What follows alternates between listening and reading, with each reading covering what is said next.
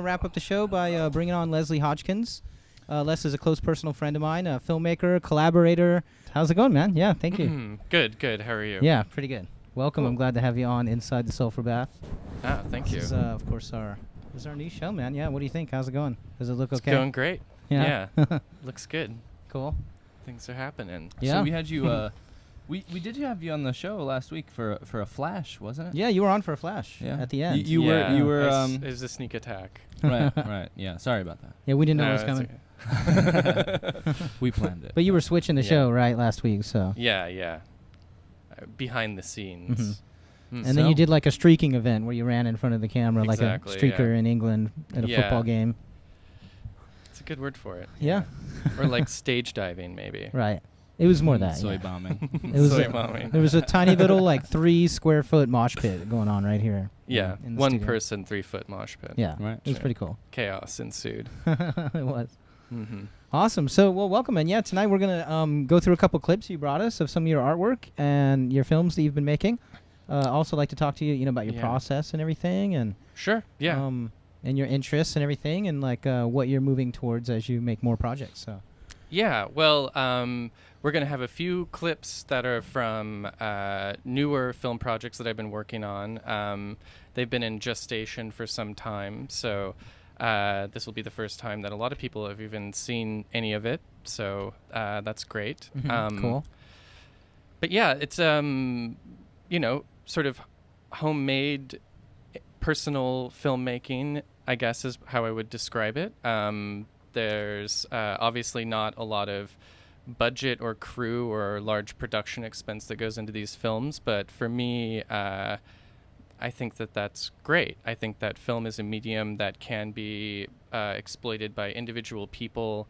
Doesn't necessarily have to be a large production necessarily put on by a studio or funded by large commercial or corporate interests to make it happen. And that's the kind of filmmaking that I'm primarily interested in.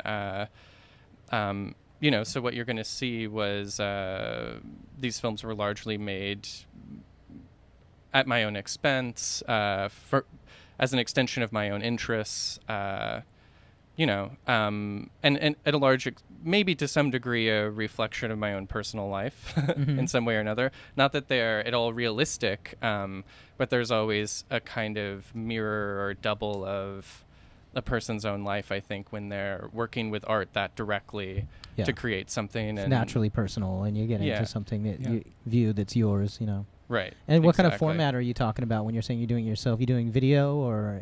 Well, I made these films. One of them that you're going to see was shot on 16 millimeter film and incorporates a lot of found footage. I think the first clip we're going to show is from this. It's largely, I think of them as collage films. This one in particular is a project in making a kind of collage film, very much inspired by probably the films of Joseph Cornell or Bruce Conner or Harry Smith, early films of Harry Smith. So kind of working in that sort of a tradition of this idea of taking existing footage and recontextualizing it into a new film format or expression. Something that I tried to do with it, though, in this film in particular, was to collect together a lot of found footage culled from old educational films, science films for the most part, as well as home movies from the 1940s and 50s. Was that all found 16 millimeter? Or it's all 16 millimeter footage, yeah. And then mixing it together with some of my own footage that I shot in order to create a kind of narrative, because I think a lot of films that are made that way tend to be more abstract and more poetic, and certainly that's what I'm trying to do with my film as well, but I really tried to use those disparate elements in order to create a narrative that unites everything that's inside of the film. So that was actually kind of a challenge. It's sort of an interesting way to work, and that process in and of itself, I think, is very much related to, sort of surrealism, this sense of taking something that is disconnected and irrational and trying to find some sort of confluence or relationship or resonance between the things that you're working with. So that was a very interesting process for me.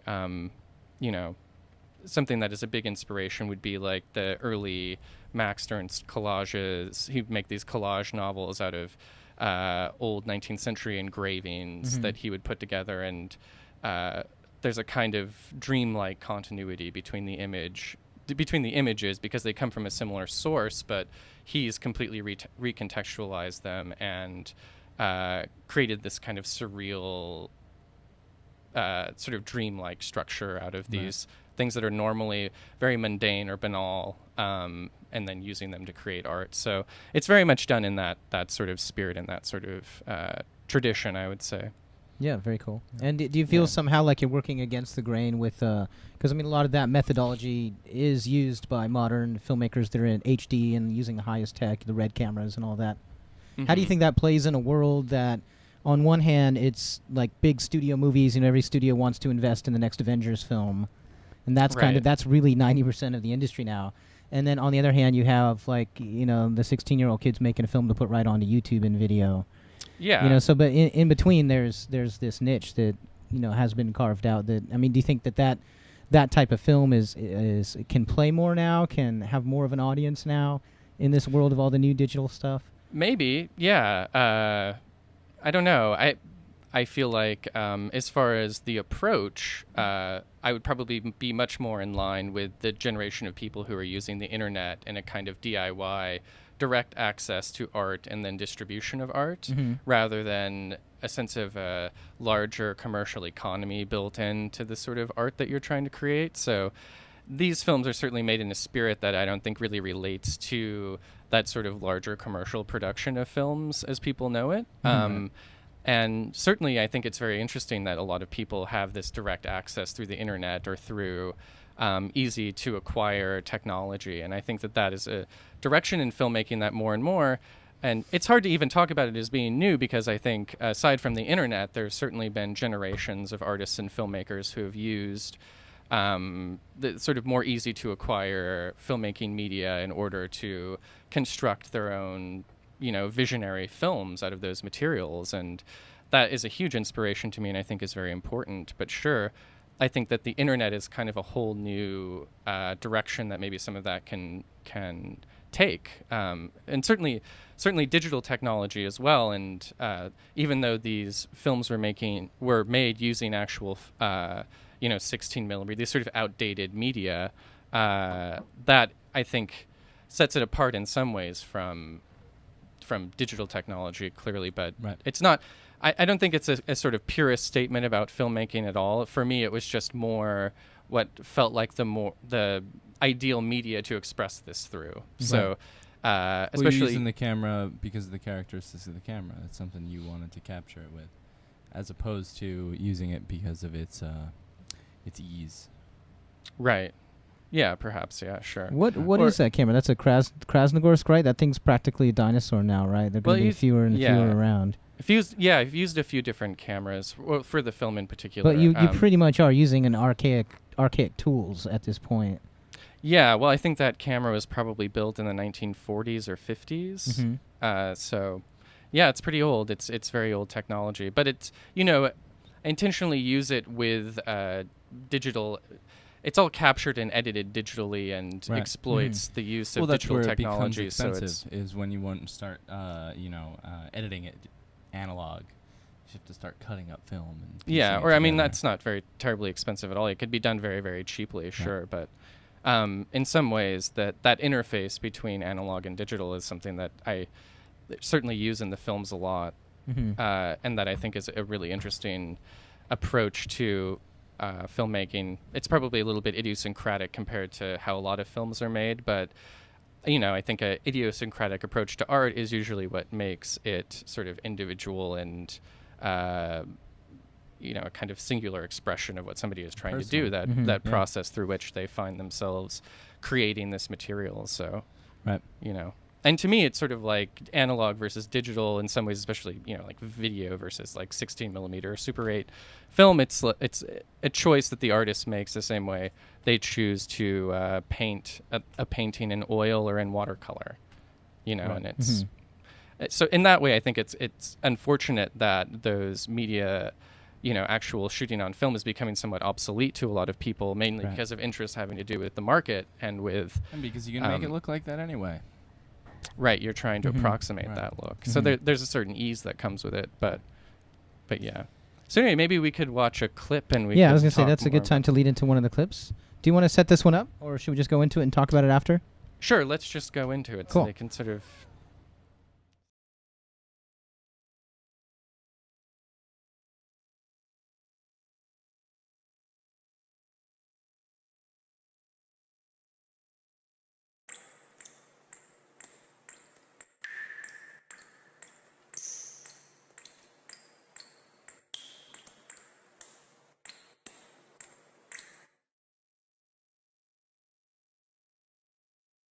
I know that you left to look for seashells again.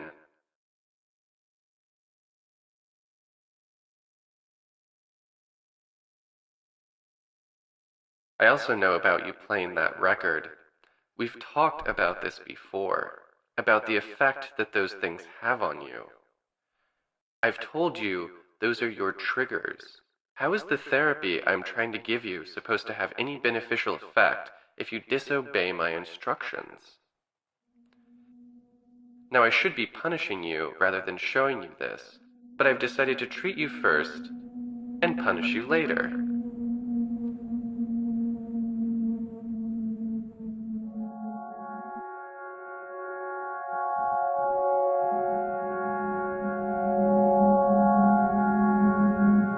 Perhaps I can draw your attention to the mercury in this tube.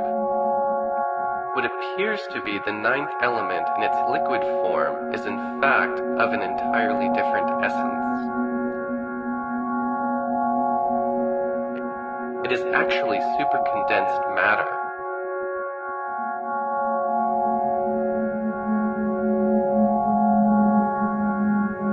So dense, in fact, that it creates the reverse of matter.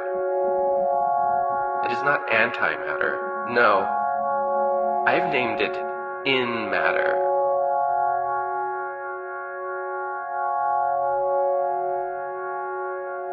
I knew this would be of interest to you.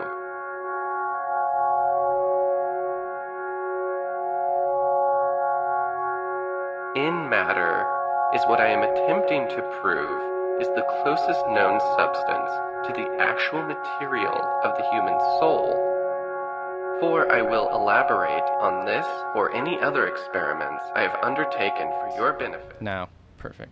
Okay. Yeah, that was cool. I've seen that a couple times now. Yeah. Really cool. So some of that was found footage and some of that was what you shot, or do you want to tell us about that? Right? Yeah, well, obviously the weird guy doing the experiment is something that Recorded has by been you. kind of recontextualized and made into something that I've been exploiting for the use of the narrative, basically. But I dubbed a different voice over somebody who is, originally doing something completely different. So Right. It was like 1940s or 50s chemistry teacher footage or something like that in there. Yeah, it was very probably. intriguing. Yeah. And what is that project called?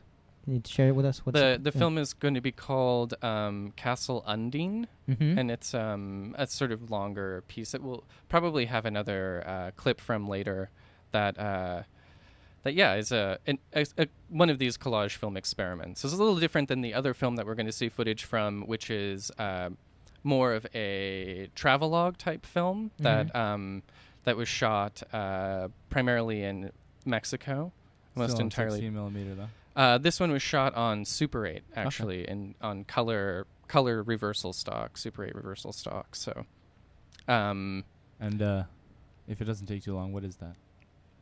What is color reversal stock Super 8? Oh, well, a reversal stock is a type of film stock that you shoot on that you don't create a negative from. Okay. That you develop a print directly from the film that you've shot on. So It's like slide film? maybe a little bit, yeah. Okay. And it kind of has slightly a look of like slide film, I think. Yeah. I think The for colors are standard usually- photographs, they call colored slide film reversal film also, yeah. Yeah, well, same they thing. do the processing method with C41 and whatever slide film is called. Mhm. Yeah.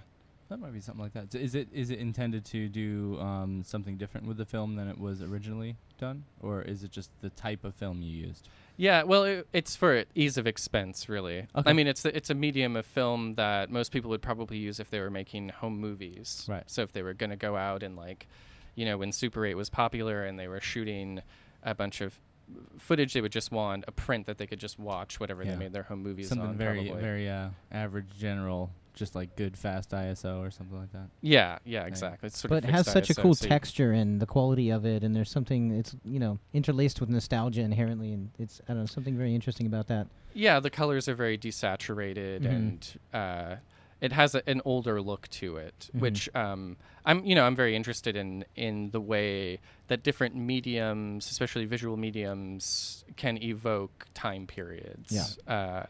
Even more so than you'd like a style, maybe. You know, you could see a certain style of like painting, and you could say, oh, this comes from that time period based on the style.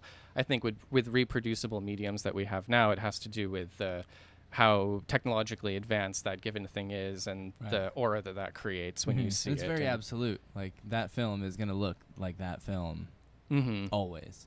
Obviously, there's some shift with it, but it's like that Right. is certainly not a digital capture Mm-hmm. of. But that also scene. part of that quality is the actual being able to witness the deterioration of it right in front of your eyes, Right. right? Like the alchemical process of film. Yeah. Sure. As you Yeah. cement light, and then it breaks down. I used to work in a facility where we'd transfer those, and a lot of old ones would come in, and we'd be like, Mhm. no, we're not even going to run this through the machine. It's already destroyed. It's and too old. And it's sitting in tons of people's closets right now. You know, thousands of hours of footage that we should be able to see that's just going to flake away, right? So. Yeah, and I think that's an important thing about, well, you know, not only preserving these things, but people having an interest in these older mediums. Every time there's a new medium and everybody switches over to it and starts using whatever that newest, latest technology is, you know, I read a statistic once that every time there's a major shift like that, for instance, when a very simple example being when we went from listening to cassette tapes to CDs, just like when we went to cassette tapes from listening to vinyl records. Or 8 tracks. Or 8 tracks being kind of a weird in between there. Like beta You know, mix. once you make that move, about half of the material that formerly existed in that About half. medium Wow. doesn't actually translate. So you don't actually get, because Yeah. of whatever kind of commercial interest that people have, or Mhm. whatever their, you know, whatever use there's going to be gleaned from that. So I realized this with DVDs. You know, like, you know, when is this particular movie coming out on DVD? And I was like, oh wow, someone has to actually feel like it's worthy of being transferred to DVD for it to Mhm. exist. And that was a Economically I guess that's worthy. obvious, but it just Right. kind of I didn't think about it before I, you know, directly said, why isn't Revenge of the Nerds 3 on DVD yet, or whatever. Mhm. Right, exactly. So, I mean, that's something that interests me about a lot of this footage that you can find, that it sort of doesn't really exist anywhere else now. It's Mhm. something that was reproducible at one time, but only had a limited life in the world of use, and then sort of doesn't exist any longer. Well, that's interesting because that's kind of what's fundamentally cool and different about that. We're losing the mortality of footage, right? There's something like Mhm. 1,700 years worth of footage on YouTube now, and so Mhm. that's immortal. It'll So be on do the we internet need to forever. save more? So, Mm. but Have but enough there was already? that period of Yeah. time. Like, we want history. We wish we could go back and see what Alexander the Great had on his shelf. You know. We just Mhm. So you we got wish overambitious. secretly we did have all of that recorded throughout history, but like starting now, we kind of do. Right. And yet there's that whole history, not even that long ago, our parents' generation, right? In the 70s, you're finding footage from the 50s, 60s, 70s, Mhm. and it's stuff that won't be digitized, won't be on the internet, and as soon as Yeah, it it gets might to the be, right temperature, it'll be Probably lost, won't you be. know? Yeah, exactly. And a lot of Yeah. that is really interesting. I love that stuff. Yeah, absolutely. And so where do you find this stuff? Oh, you know, any thrift stores, garage sales, eBay. Mhm. Someone's The great Craigs- aunt giving it away. Craigslist. Yeah. Yeah, estate sales. People will be getting rid of all of their great or their great grandparents' home movies or Mhm. something that they're like, I'm not really. We don't look at these anymore. We don't even know how we would look at these. You know, it's like they don't even It's know what a also- projector is What are necessarily. these? So yeah, like, Right. And that's also like seeking out and finding lost memories too. Like these are memories from a whole family that could be long gone and past, and sure. They are Yeah. long and yet gone there's and past. You've there's got this them now. energy They don't. contained in them that you found them and you kind of breathe life into those characters, those people, those little Right. kids running around in the 60s, and who knows Yeah, what stories exactly. they had, but they're here in the film, and in some way it's just this Yeah. very Mhm. strange rebirth of them in a new life they wouldn't have Sure. expected, right? Yeah, exactly. Put into a new context and Yeah. used in a different way. Cool. All right, well, you Um, want to cue up the second one? So or- actually, Mhm. this next clip that we're going to watch is from a film called Wonders of the Shadow Hemisphere, and it's a sort of dream travelogue of Mexico, but you're only going to see one little snippet from it. So anyway, here it goes. Awesome.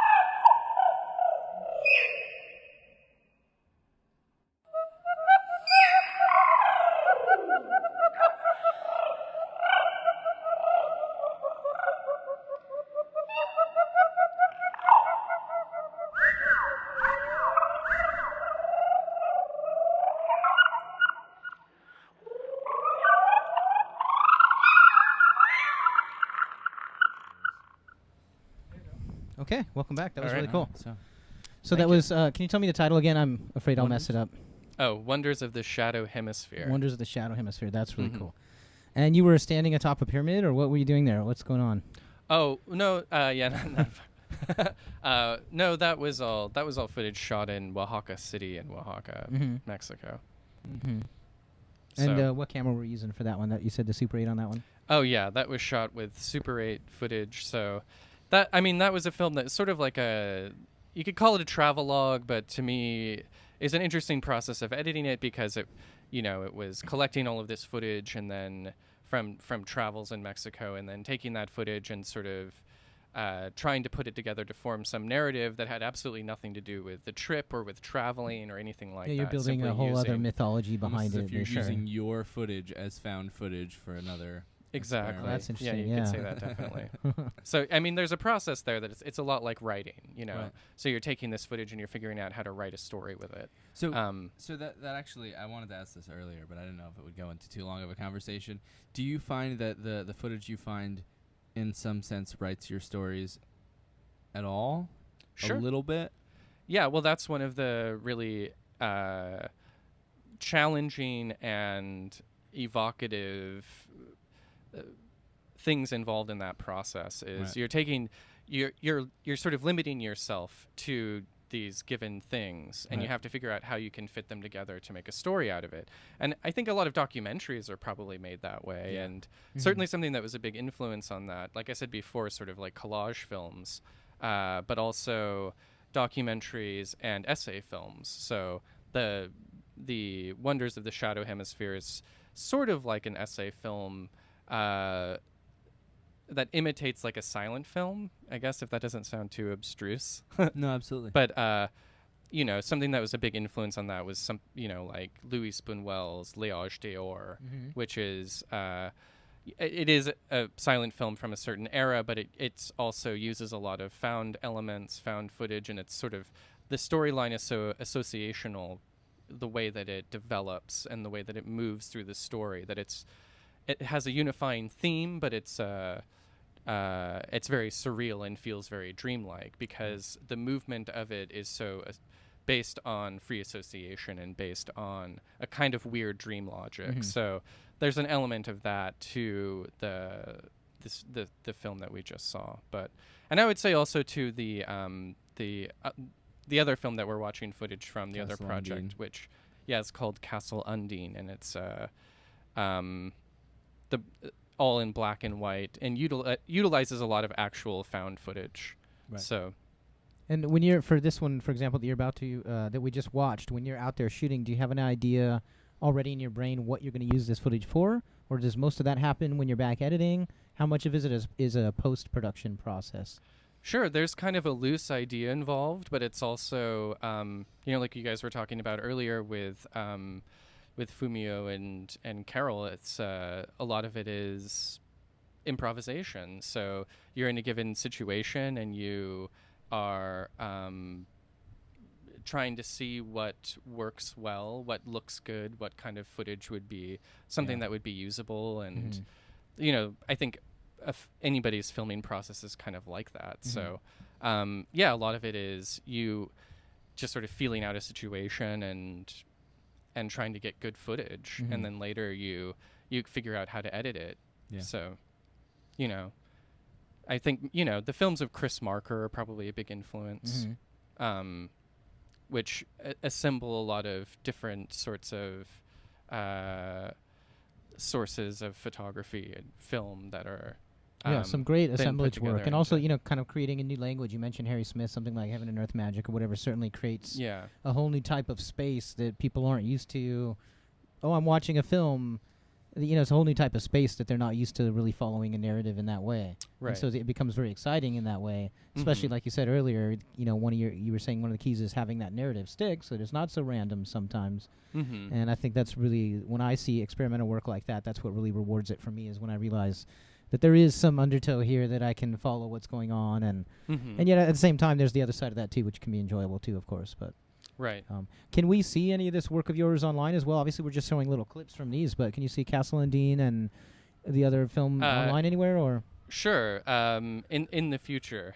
Cool. Some indeterminate maybe we'll point. set up a screening. Once or it's something. finished, I'm going to put them online. I'll have they'll be on their own website, and people can see them that way. And Cool. who knows? Maybe they'll be make coming it available to. at Sulphurbath.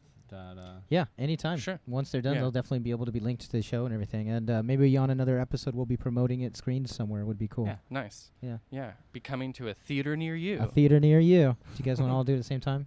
Theater. No, Okay. I don't either. So we'll go into the Yeah. last. So let's watch this last one. This is the second part of Castle Undine's Right. trailer.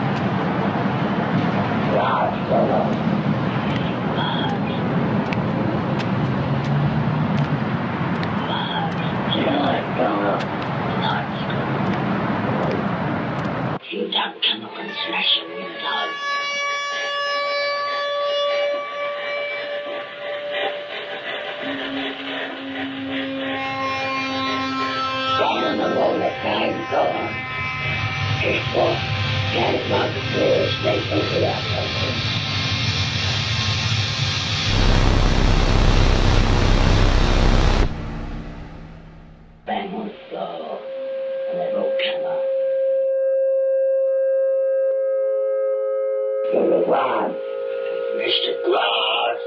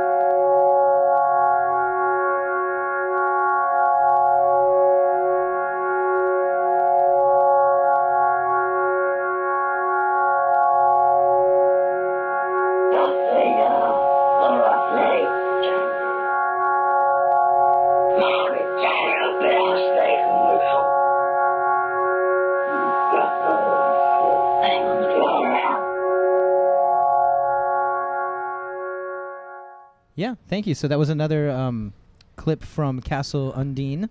Yes. And yeah, that looks amazing. So what? Tell me a little bit more about that. What was with the music on there and such? How did you? Oh, well, the music was made by a good friend of mine, Louis Sherman, who did an amazing job. Cool. Yeah, with that's the great. sound design and the music. So Sounds really cool. Did he actually did he record all of that in his studio or?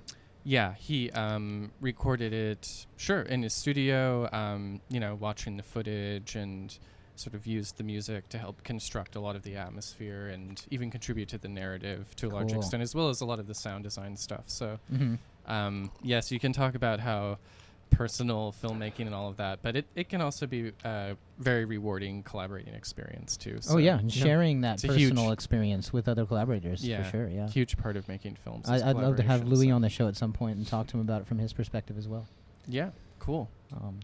Yeah, very cool. So, is there again? You said we were going to announce maybe in the future if you screen these, we'll be able to announce it and possibly show some of them here online. But Yeah, definitely. mhm. Yeah, some indeterminate moment at this point, but we'll let you know. Cool. For So sure. you're not sure when they're going to be done?